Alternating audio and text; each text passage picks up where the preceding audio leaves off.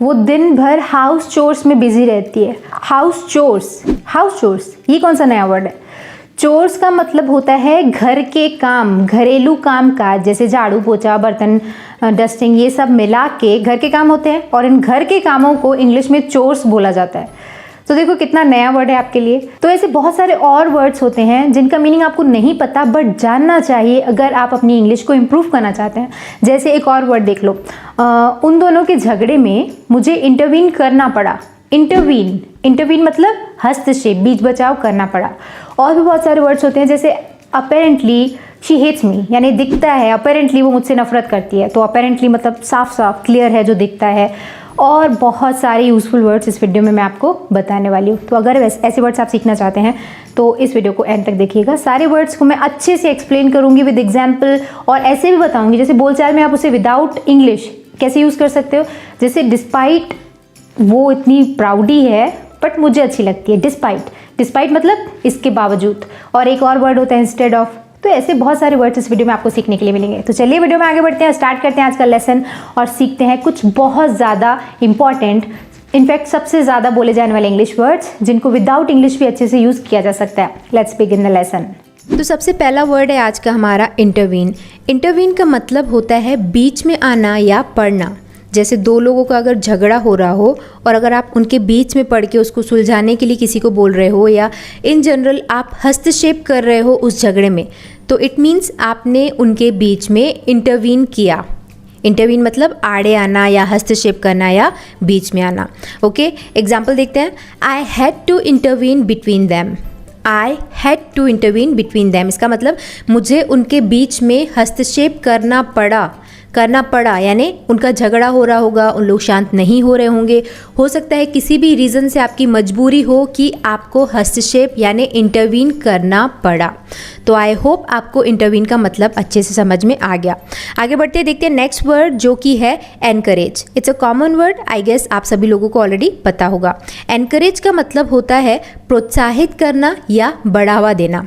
प्रोत्साहित करना, जैसे अगर कोई पढ़ना चाहता है ओके और उसके फैमिली उसको सपोर्ट नहीं कर रही बट आप उसको बोल रहे हो नहीं तुम्हें पढ़ना चाहिए, इसका मतलब आप उसे एनकरेज कर रहे हो, आप उसे बढ़ावा दे रहे हो या प्रोत्साहित कर रहे हो पढ़ने के लिए। तो एनकरेज एक कॉमन वर्ड है, आए दिन लैंग्वेज में यूज़ होता रहता है। एग्जाम्पल देखिए इसका, our teacher encourages us to learn English. Our teacher encourages us to learn English, यानी हमारे शिक्षक हमें अंग्रेज़ी सीखने के लिए प्रोत्साहित करते हैं, हमें एनकरेज करते हैं। कॉमन वर्ड है, आई गेस आपको यूँ समझ में आ गया होगा। आगे बढ़ते हैं, देखते हैं नेक्स्ट वर्ड जो कि है अंडरगो। अंडरगो का मतलब होता है गुजरना, झेलना या भुगतना, किसी चीज़ से गुजरना। It means you are undergoing through that situation. Undergo यानी गुजरना। एग्जाम्पल देखिए, आपको समझ में आ जाएगा इसका use. All candidates have to undergo a personality test. All candidates have to undergo यानी सारे उम्मीदवारों को, सभी उम्मीदवारों को व्यक्तित्व परीक्षण से, पर्सनैलिटी टेस्ट से गुजरना पड़ता है। They have to undergo a personality test. So it's a useful word. ऐसे मतलब डेली लाइफ में तो आप नहीं यूज़ करते हो कि हाँ, बट ऐसे हो सकता है I M undergoing through pressure, तो अंडरगो का ऐसे यूज़ हो सकता है। आगे बढ़ते हैं, देखते हैं नेक्स्ट वर्ड जो कि है अफेक्ट। अफेक्ट का मतलब होता है प्रभावित करना या प्रभाव डालना।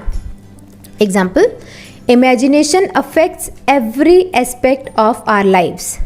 इमेजिनेशन जो यानी जो आप इमेजिन करते हो, यानी जो आप कल्पना करते हो, वो हमारे जीवन के सभी पहलुओं को प्रभावित करती है। अगर आप इमेजिन करते हो कि आप डॉक्टर बनोगे तो आप डेफिनेटली उसकी दिशा में काम करोगे। आपका जो इमेजिनेशन है आप पर प्रभाव डालेगा और आप इवेंचुअली लाइफ में वो कर लोगे। तो इमेजिनेशन, या इन जनरल भी इसको ऐसे यूज़ कर सकते हो कि उसका बहुत अफेक्ट हुआ मेरे ऊपर, यानी उसने ऐसा कुछ बोला जिसका बहुत अफेक्ट हुआ मुझ पर। तो अफेक्ट मतलब प्रभावित करना, प्रभाव या प्रभाव भी है ना, as a noun it is used as प्रभाव, एंड वर्ब के तौर पर आप इसे प्रभावित करना या प्रभाव डालना जैसे यूज़ कर सकते हैं। आगे बढ़ते हैं, देखते हैं नेक्स्ट वर्ड जो कि है डेस्परेट। अब डेस्परेट का मतलब आई गेस आप लोगों को पता होगा। डेस्परेट का मतलब होता है बेताब या आशाहीन या निराश। बेताब, जैसे हम आपने बहुत जनरली ऐसे लोगों को सुना होगा, वो तो बहुत डेस्परेट है। डेस्परेट है मतलब वो बहुत बुरे तरीके से उसे पाना चाहता है, जैसे वो जॉब के लिए डेस्परेट है, यानी जॉब के लिए बेताब है वो। तो डेस्परेट मतलब किसी चीज़ को पाने की हद से ज़्यादा इच्छा होना, उसको बोलते हैं डेस्परेट। और इसका दूसरा मीनिंग होता है आशाहीन या फिर निराश। अब अगर मैं बोल रही हूँ कि आप जॉब को लेकर डेस्परेट है, it means you are in need of that, आपको उसकी ज़रूरत है और आप आशाहीन हो रहे हैं और इसीलिए उसे पाने के लिए तड़प रहे हैं। सो इस वे में डेस्परेट का मतलब होता है आशाहीन या फिर निराश। Example, he is desperate for the job, वही एग्जाम्पल लिखा हुआ है मैंने, he is desperate for the job मतलब वो नौकरी के लिए बेताब है। He is desperate to be a doctor, वो डॉक्टर बनने के लिए बेताब है। तो डेस्परेट मतलब बेताब, आशाहीन या फिर निराश। नेक्स्ट वर्ड है हमारी लिस्ट में डिस्पाइट। डिस्पाइट का मतलब होता है के बावजूद या होने पर भी, यानी एक सिचुएशन है उसके बावजूद भी अगर आप कुछ और बोलना चाह रहे हो तो वहाँ पर डिस्पाइट यूज़ होगा। जैसे डिस्पाइट वो मुझसे छोटी है, यानी इसके बावजूद वो मुझसे छोटी है, but she is very intelligent, but वो बहुत इंटेलिजेंट है, यानी वो मेरे से छोटी होने के बावजूद भी बहुत इंटेलिजेंट है। तो के बावजूद बोलने के लिए हमने यहाँ पर डिस्पाइट का यूज़ किया। एक और एग्जाम्पल देखिए, आपको ज़्यादा समझ में आ जाएगा। एग्जाम्पल ये है, despite his lack of experience, despite his lack of experience he got the job, यानी अपने एक्सपीरियंस यानी अनुभव की कमी के बावजूद उन्हें नौकरी मिल गई। डिस्पाइट, और कई लोग डिस्पाइट के बाद ऑफ का यूज़ करते हैं विच इज़ रॉन्ग। ऐसे डिस्पाइट ऑफ ऐसे आ जाता है फ्लो में, it seems right but it is wrong. Despite के बाद कभी भी ऑफ का यूज़ नहीं होता। Despite his lack of experience, not despite of his lack of experience. Okay, आगे बढ़ते देखते हैं नेक्स्ट वर्ड जो कि है इंस्टेड। इंस्टेड का मतलब होता है के बदले, के बजाय या फिर के स्थान पर। इंस्टेड ऑफ यू, आपके स्थान पर। इंस्टेड ऑफ हिम, उसके स्थान पर। ओके, एग्जाम्पल देखो, I would like to take coffee instead of tea. I would like to take coffee instead of tea. अब इंस्टेड के बाद हमेशा ऑफ का यूज़ होता है, ज़्यादातर होता है, कई बार आपको नहीं भी मिलेगा, but most of the sentences में इंस्टेड के बाद ऑफ का यूज़ होता है। I would like to take coffee instead of tea. Are you going to party instead of me, क्या आप मेरे बदले, मेरे बजाय पार्टी में जाएंगे। Are you going to the party instead of me. Okay, तो इस तरीके से यूज़ हो सकता है। वैसे इस एग्जाम्पल का ट्रांसलेशन ये है, मैं चाय के बदले कॉफ़ी लेना पसंद करूँगा। I would like to take coffee instead of tea. So I guess आपको इंस्टेड ऑफ का यूज़ अच्छे से समझ में आ गया होगा। आगे बढ़ते हैं, देखते हैं नेक्स्ट वर्ड जो कि है पर्पस। पर्पस का मतलब होता है उद्देश्य, मतलब या फिर इरादा। पर्पस मतलब उद्देश्य, मतलब या इरादा। Example, what is the purpose of your trip. What's the purpose of your trip, यानी आपकी यात्रा का उद्देश्य क्या है। आप जो अभी जर्नी कर रहे हो, जो यात्रा कर रहे हो, उसका पर्पस क्या है।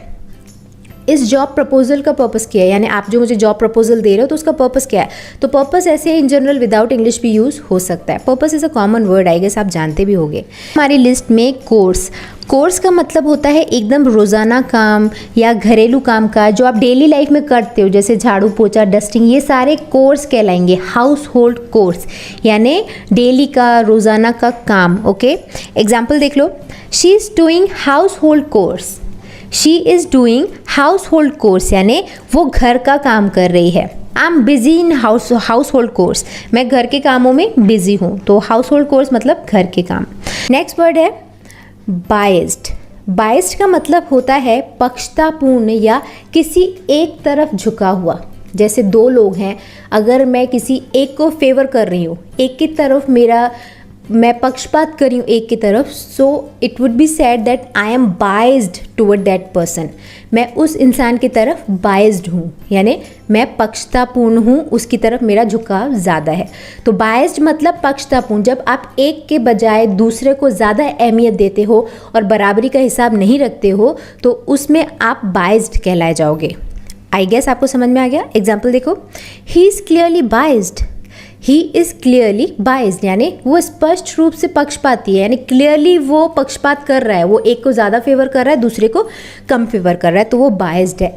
और बाइज्ड का एक और, बाइज्ड के प्लेस पे एक और वर्ड यूज़ होता है, इसका सिनोनिम आप उसे बोल सकते हो, वो है पार्शियल। अब पार्शियल के दो मीनिंग होते हैं, एक तो पक्षपाती तो होता ही है, मैंने आपको बता दिया, पक्षतापूर्ण या पक्षपाती ये तो हुआ ही, ठीक है। एक को ज़्यादा, जो अगर दो स्टूडेंट हैं मेरे, अगर मैं एक को ज़्यादा मार्क्स दे रही हूँ उसकी गलती के बावजूद, तो मैं ये बोलूँगी कि I am partial towards that student, उस बच्चे की तरफ मैं पार्शियलिटी कर रही हूँ, उसकी तरफ मैं पार्शियल हूँ। एक तो यूज़ ये हुआ। इसका दूसरा यूज़ होता है अंशीय या अधूरा, ठीक है। अंशीय यानी जैसे आप सक्सेसफुल हुए भी और पूरी तरह से सक्सेसफुल नहीं हुए, तो आई वुड से it is your partial success, यानी अधूरी सक्सेस है ये, पार्शियल, उसका एक अंश मात्र है ये, ठीक है, हिस्सा मात्र है, पार्शियल, ये कंप्लीट नहीं है। तो आई गेस आपको दोनों यूजेस समझ में आ गए होंगे। एग्जाम्पल देखो, तो पहला एग्जाम्पल है I am very partial two sweet foods. I am very partial two sweet foods, यानी मैं मीठी चीज़ों के प्रति बहुत पक्षपाती हूँ, यानी अगर एक कुछ नमकीन रखा होगा, कुछ मीठा रखा होगा, तो मैं मीठा चूज़ करूँगी, तो यानी मेरा जो पार्शियलिटी है वो मीठे की तरफ ज़्यादा है। I am very partial two sweet foods. और इसका जो अंशीय अधूरा का यूज़ का जो एग्जाम्पल है वो है this victory is only partial. This victory is only partial, यानी ये जो जीत है ये केवल आंशिक है, ये कंप्लीट नहीं है, ये अधूरी है। आई गेस आपको दोनों यूजेस समझ में आ गए। Now let's move forward to our next word, जो कि है वेरियस। वेरियस का मतलब होता है विभिन्न या फिर अनेक, विभिन्न या फिर अनेक। Example, we have learned various topics today. We have learned various topics today, यानी आज हमने विभिन्न विषयों को सीखा, आज हमने अनेक विषयों को, बहुत सारे विषयों को सीखा। आई गेस आज आपने वेरियस वर्ड सीखे होंगे इस वीडियो से, अभी तक आई थिंक आप 10 वर्ड्स सीख चुके हो। You have learned various words from this video so far, या 10 वर्ड सो फार, ओके। तो वेरियस मतलब विभिन्न या फिर अनेक। आगे बढ़ते हैं, देखते हैं नेक्स्ट वर्ड, जो कि है एफर्ट। एफर्ट का मतलब होता है कोशिश, मेहनत या फिर प्रयास। बहुत सिंपल वर्ड है, आप ऐसे ही बोलते ही हो कि तुम और ज़्यादा एफर्ट डालो सक्सेस मिल जाएगी, और एफर्ट डालो एग्ज़ाम क्लियर हो जाएगा। तो एफर्ट मतलब कोशिश, मेहनत या फिर प्रयास। Example, you will have to put more efforts to get succeed. You will have to put more efforts to get succeed, यानी तुम्हें सफल होने के लिए अधिक प्रयास करना पड़ेगा, ज़्यादा एफर्ट डालना ही पड़ेगा। नेक्स्ट वर्ड है डिस्टिंग्विश। अब डिस्टिंग्विश एक अच्छा वर्ड है जिसका मतलब होता है दो चीज़ों में फ़र्क बताना, दो चीज़ों में अंतर करना। जैसे एग्जाम्पल, जैसे आपके सामने दो ऑब्जेक्ट्स रखे हैं और दोनों एक जैसे दिखते हैं, दोनों में बहुत सिमिलैरिटी है, तो मैं अगर आपसे ये बोलूँ कि क्या आप उस दोनों ऑब्जेक्ट में फ़र्क कर पाओगे, तो मैं बोलूँगी कि आप उसमें डिस्टिंग्विश कर पाओगे, उनको डिस्टिंग्विश कर पाओगे, यानी दोनों में क्या अंतर आप बता पाओगे। तो डिस्टिंग्विश मतलब दो चीज़ों में फ़र्क बताना, ओके। एग्जाम्पल देख लो, I can't distinguish between these twins. I can't distinguish between these twins, यानी ये जो ट्विंस हैं, ट्विंस मतलब जुड़वा, ये जो दोनों जुड़वा हैं वो एक जैसे दिखते हैं। आई कांट डिस्टिंग्विश बिटवीन दैम, मैं उनके बीच में अंतर नहीं कर पा रहा हूँ या नहीं कर सकता हूँ। तो डिस्टिंग्विश का ऐसा यूज़ होता है, मैं इन जुड़वा बच्चों के बीच अंतर नहीं कर सकता। सो एग्जाम्पल ट्रांसलेशन मैंने ऑलरेडी बता दिया था। Now let's move forward to our next word, जो कि है प्रोवाइड। प्रोवाइड का मतलब होता है प्रदान करना या मुहैया कराना, प्रदान करना या मुहैया कराना। एग्जाम्पल देख लो, I will provide food for the picnic. I will provide food for the picnic, यानी पिकनिक के लिए खाना मैं मुहैया करवाऊँगा, मैं प्रोवाइड करूँगा। उन्होंने हमें हेल्प प्रोवाइड की थी। हेल्प प्रोवाइड की थी मतलब मदद उन्होंने हमें प्रदान की थी। तो प्रोवाइड ऐसे इन जनरल भी यूज़ हो सकता है। नेक्स्ट वर्ड है आज का हमारा अकॉर्डिंग। अकॉर्डिंग का मतलब होता है के मुताबिक या फिर अनुसार। अकॉर्डिंग टू यू, आपके मुताबिक। अकॉर्डिंग टू यू ये हमें प्लान को एग्जीक्यूट करना चाहिए या नहीं। अकॉर्डिंग टू यू यानी आपके मुताबिक या आपके अनुसार। एग्जाम्पल देख लो, everything is going according to schedule. Everything is going according to schedule यानी सब कुछ शेड्यूल के मुताबिक चल रहा है। जैसा हमने प्लान किया था, जैसा हमने शेड्यूल बनाया था, सब कुछ वैसा चल रहा है अकॉर्डिंग टू द शेड्यूल। आगे बढ़ते हैं, देखते हैं नेक्स्ट वर्ड जो कि है प्रॉब्लमेटिक। प्रॉब्लमेटिक का मतलब होता है समस्यात्मक, जटिल या फिर अनिश्चित। प्रॉब्लमेटिक यानी जो प्रॉब्लम क्रिएट करे, नाम से ही क्लियर है, इसमें कुछ बताने वाला खास है नहीं। प्रॉब्लमेटिक, वो बहुत प्रॉब्लमेटिक है यार, वो बहुत प्रॉब्लमेटिक है, मतलब वो समस्यात्मक है, वो बहुत प्रॉब्लम क्रिएट करता है या वो बहुत मुश्किल है। ये जो अगर कोई आपके हाथ में मशीन आई और वो आप उसका फंक्शनिंग समझ नहीं पा रहे हो तो यू कैन से वो बहुत प्रॉब्लमेटिक है, वो जटिल है, अनिश्चित है, उसको समझना मुश्किल है। एग्जाम्पल देख लो इसका, इट्स अ प्रॉब्लमेटिक सिचुएशन। इसका मतलब ये एक समस्यात्मक या फिर जटिल परिस्थिति है, यानी इसको समझना मुश्किल है या फिर इसको सुलझाना मुश्किल है। So it means it is problematic. आगे बढ़ते हैं, देखते हैं नेक्स्ट वर्ड जो कि है टाइनी। टाइनी का मतलब होता है बहुत छोटा या फिर नन्हा। अगर एक न्यूबॉर्न बेबी है, अगर बच्चा नया पैदा हुआ है तो उनके जो हैंड्स होते हैं वो बहुत टाइनी होते हैं, यानी बहुत नन्हे हाथ होते हैं उनके, राइट। तो tiny is a common word जो यूज़ होते रहता है। एग्जाम्पल देख लो, he lived in a tiny cottage. He lived in a tiny cottage यानी वो एक छोटी सी झोपड़ी में रहता है, एक टाइनी कॉटेज में रहता है। नेक्स्ट वर्ड है रेलेवेंट। रेलेवेंट का मतलब होता है प्रासंगिक। प्रासंगिक का मतलब क्या हुआ, यानी जो परिस्थिति से मिलता जुलता हो। प्रासंगिक यानी अगर एक पर्टिकुलर टॉपिक पे बात चल रही है और अगर आप कोई बात बोल रहे हो तो वो उस प्रसंग से, उस किस्से से मिलती जुलती होगी, तो I would say okay it is relevant to the topic, ये टॉपिक के रिलेवेंट है। और अगर आप स्टडी की बात चल रही है और आप ट्रिप की बात करोगे तो आई वुड से इट्स इररिलेवेंट, ये रिलेवेंट नहीं है टॉपिक के, ओके। और इसका दूसरा मीनिंग है अनुरूप, उचित, उपयुक्त। ये तीनों सबका मतलब एक ही होता है। रिलेवेंट मतलब जो उस पर्टिकुलर टॉपिक के काम का हो। एग्जाम्पल देखो, ज़्यादा समझ आएगा। She doesn't have the relevant experience for the job. She does not have the relevant experience यानी उसके पास उचित एक्सपीरियंस या उचित अनुभव नहीं है उस जॉब के लिए या उस नौकरी के लिए। उसके पास नौकरी के लिए रिलेवेंट अनुभव नहीं है। और इररिलेवेंट इसका ऑपोजिट होता है। आगे बढ़ते देखते हैं नेक्स्ट वर्ड जो कि है रिकरिंग। रिकरिंग का मतलब होता है पुनरावृत्ति या बार बार आने वाला। कोई भी चीज़ बार बार रिपीट हो रही है तो आप बोलोगे इट्स रिकरिंग, यानी वो बार बार होता है, रिकरिंग। एग्जाम्पल देख लो, she has a recurring nightmare about being stuck in a lift. She has a recurring nightmare about being stuck in a lift, यानी लिफ्ट में फंसने के बारे में उसे बार बार दुस्वप्न आता है, यानी उसको बार बार उसका रिकरिंग नाइटमेयर। नाइटमेयर का मतलब होता है बुरा सपना। ड्रीम मतलब होता है सपना, बट नाइटमेयर मतलब होता है बुरा सपना, यानी उसको बार बार ये बुरा सपना आता है, रिकरिंग है उसका नाइटमेयर कि वो लिफ्ट में फंस जाएगी। इट्स अ रिकरिंग प्रॉब्लम, ये बार बार प्रॉब्लम आती रहती है, तो रिकरिंग ऐसे यूज़ हो सकता है।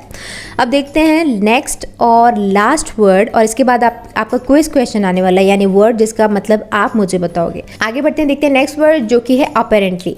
अपेरेंटली का मतलब होता है स्पष्टतया या साफ तौर पर या स्पष्ट रूप से, यानी वो कुछ जो साफ साफ दिख रहा है। यानी अपेरेंटली आज बारिश होने वाली है, यानी ऐसा मौसम देख के तो पता ही चल रहा है कि आज बारिश होने वाली है। It's apparent that you will help me, यानी स्पष्ट है कि तुम मेरी मदद करोगे। अपेरेंटली यानी स्पष्टतया, जो जाहिर है, जो साफ तौर पर दिख रहा है। एग्जाम्पल देख लो, apparently you have done a lot of work. Apparently you have done a lot of work, यानी जाहिर है आपने बहुत काम किया है। It's very much pretty much clear कि आपने काम किया है। अपेरेंट ये जाहिर है। तो यहाँ पर वो वर्ड्स की लिस्ट ओवर होती है जो मैं आपको बताने वाली हूँ। अब आप मुझे इस वर्ड का मीनिंग बताओ जो कि है असेंशियल, और इनके पहले वाले वीडियोज़ में मैंने असेंशियल का मीनिंग बताया था। कॉमन वर्ड है बट बहुत यूज़फुल वर्ड है। तो असेंशियल का मीनिंग क्या होता है, उसके ऊपर एक इंग्लिश एग्जाम्पल और उसका एक हिंदी एग्जाम्पल आप मुझे नीचे कमेंट सेक्शन में बताना। I am waiting for your comment, okay. So इसके साथ ही इस वीडियो के एंड में हम पहुंच चुके हैं। आई होप ये वीडियो लेसन आपको पसंद आया होगा। इस वीडियो से भी आपने कुछ ना कुछ नए वर्ड्स तो ज़रूर सीखे होंगे। तो मुझे नीचे कमेंट सेक्शन में लिखकर ज़रूर बताइएगा कि कौन सा वर्ड आपको नया लगा, कौन सा वर्ड आपने इस वीडियो से नया सीखा। आई गेस चोर्स तो आपने नया सीखा ही होगा, तो वो अगर है वर्ड तो वो भी नीचे मेंशन करेगा। आई वेट फॉर कमेंट्स, क्योंकि अगर आप इंट्रोडक्शन करते रहोगे तो मुझे कई लोगों के तो नाम भी याद हो गए हैं, तो ऐसे थोड़ा लगता है अपनापन, फैमिली टाइप फील होता है। तो कमेंट करिएगा, वीडियो पसंद आया हो तो इसे लाइक करिएगा, वीडियो को शेयर ज़रूर करिएगा, क्योंकि अगर आप शेयर करते हैं ना किसी भी व्हाट्सएप ग्रुप में, अगर आपने शेयर कर दिया तो हो सकता है कोई नीडी हो, आपको थोड़ी पता है कि ऐसे वीडियोस की किसको ज़रूरत है, कौन इंग्लिश सीखना चाहता है, तो ऐसे सर्कुलेट होता रहता है वीडियो और ज़रूरतमंदों के पास पहुंच जाता है। तो वीडियो को शेयर कर दिया करिए, मुझे अच्छा लगता है। एंड अगर आप ऐसे वीडियोस देखते रहना चाहते हैं तो चैनल को सब्सक्राइब ज़रूर करिएगा और उसके बाजू में जो बेल आइकन है उसको प्रेस करिएगा। अगर आप ऐसा करते हैं तो इस चैनल पर जब भी कोई नया वीडियो अपलोड होगा उसको नोटिफिकेशन आपके पास आ जाएगा। So do subscribe information centre. और ऐसे वीडियो जो मैंने पहले बनाए हैं, यही सबसे ज़्यादा बोले जाने वाले वर्ड्स, अगर आप देखना चाहते हैं उसको तो उसका लिंक मैं आपको नीचे डिस्क्रिप्शन में दे दूंगी, उससे भी आप देखिएगा, यूजफुल वीडियोस हैं। On that note I am signing off. मिलते हैं हमारे अगले वीडियो में एक और नए टॉपिक के साथ। See you in the next video. Bye bye, thanks for watching.